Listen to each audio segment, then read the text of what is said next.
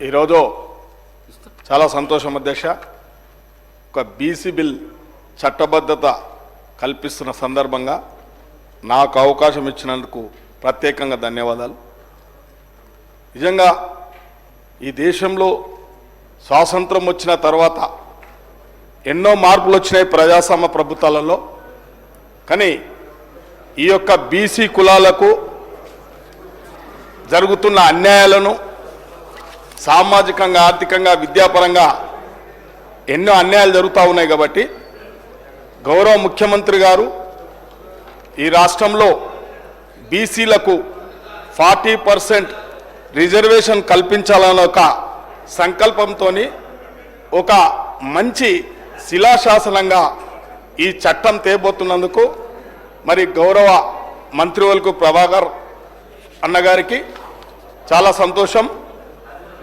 ఇవాళ ఎన్నో ఏండ్ల నుంచి బీసీలు ఎన్నో పోరాటాలు చేస్తూ ఉన్నారు. ప్రజా సంఘాలు కూడా పోరాటాలు చేస్తూ ఉన్నాయి, కానీ కార్యరూపం దాల్చలేదు. ఈ యొక్క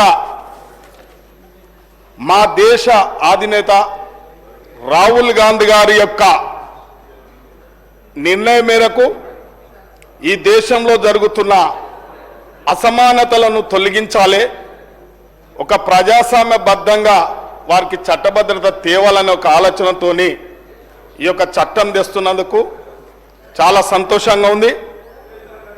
ఇవాళ అన్ని పార్టీలు కూడా వారి వారి స్వార్థాలకు ఇప్పటి వరకు చిన్న చిన్న సంక్షేమ పథకాలు చేపడుతూ చిన్న చిన్న పదవులు ఇస్తూ లోపరుచుకొని ఆధిపత్య నాయకత్వం అంతా వాళ్ళే అనుభవించరు, కానీ బీసీ నాయకులకు ఎక్కడా వెసులుబాటు కల్పించలే.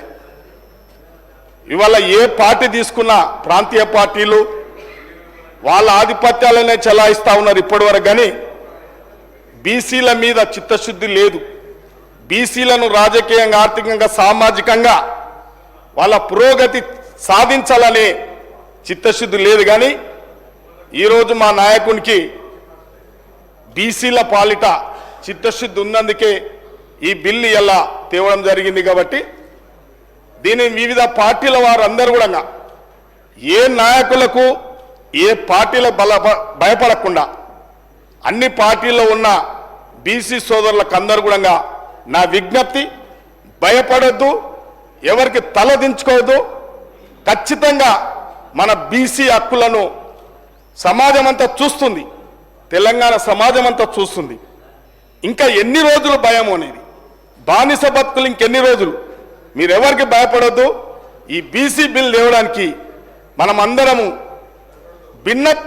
భిన్న అభిప్రాయాలు ఉండొచ్చు పార్టీలల్లో, కానీ బీసీల పాలిట ఏకాభిప్రాయంగా అందరం కలిసికట్టుగా ముఖ్యమంత్రి గారికి ఏదైతే రేపు చట్టభద్రత కల్పించుకోవడానికి వివిధ రాష్ట్రాలలో జరుగుతున్న విధంగా ఇలా తమిళనాడు ఓవర్కమ్ అయిన కూడా తమిళనాడు ఏ విధంగా అయితే సాధించుకున్నారో మనం కూడా చిన్న రాష్ట్రం అందరం కలిసిమెలిసిగా బీసీల అన్ని పార్టీలలో ఉన్న బీసీ నాయకులందరూ కలిసి రాష్ట్ర ముఖ్యమంత్రి ఎంబడుండి ఈ చట్టభద్రత సాధించుకోవడానికి ప్రతి ఒక్కరు సహకరించాలని చెప్పి కోరుకుంటూ, ఇవాళ తమిళనాడు రాష్ట్రంలో ఏ విధంగా అయితే రిజర్వేషన్ కల్పించడం జరిగిందో ఈ రాష్ట్రంలో కూడా కొద్దిగా నా పర్సనల్ అభిప్రాయం మోస్ట్ బ్యాక్వర్డ్ క్లాస్లో కూడా ప్రత్యేకంగా చూడాలని చెప్పి కూడా నా విజ్ఞప్తి. ఈ యొక్క చట్టాన్ని తెస్తున్నందుకు మరొకసారి రాష్ట్ర ముఖ్యమంత్రి వర్యులకు, బీసీ శాఖ మంత్రులకు పొన్నం ప్రభాకర్ గారికి నా యొక్క ధన్యవాదాలు, శుభాకాంక్షలు తెలియజేస్తున్నాను. గౌరవ శాసనసభ్యులు వివేక్ గారు. ధన్యవాదాలు అధ్యక్ష. మరి ఈరోజు గౌరవ మంత్రివర్యులు పొన్నం ప్రభాకర్ గారు తీసుకొచ్చినటువంటి బిల్కి సంపూర్ణంగా బీఆర్ఎస్ పార్టీ తరఫున మద్దతు తెలియజేస్తూ, ముఖ్యంగా 42% రిజర్వేషన్లు విద్య, ఉద్యోగ, అదేవిధంగా వివేక్ గారు ఒక్క నిమిషం.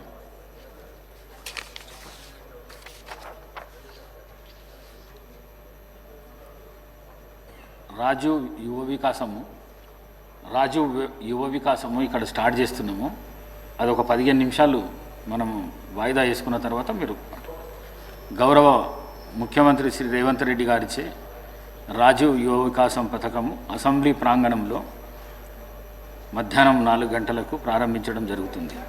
ఈ కార్యక్రమం కింద ఎస్సీ, ఎస్టీ, బీసీ, మైనారిటీల డెవలప్మెంట్ కార్పొరేషన్ల ద్వారా ఎంపిక చేయబడిన నిరుద్యోగ యువతకు స్వయంగా ఉపాధి కల్పించుటకు రూపాయలు 4 లక్షల వరకు రాష్ట్ర ప్రభుత్వం ఆర్థిక సాయం అందించడం జరిగింది. ఈ ప్రతిష్టాత్మక కార్యక్రమంలో పాల్గొనవలసిందిగా గౌరవ సభ్యులందరినీ కోరుతున్నాను. ఇందుకోసం సభను కొద్దిసేపు వాయిదా వేస్తున్నాను.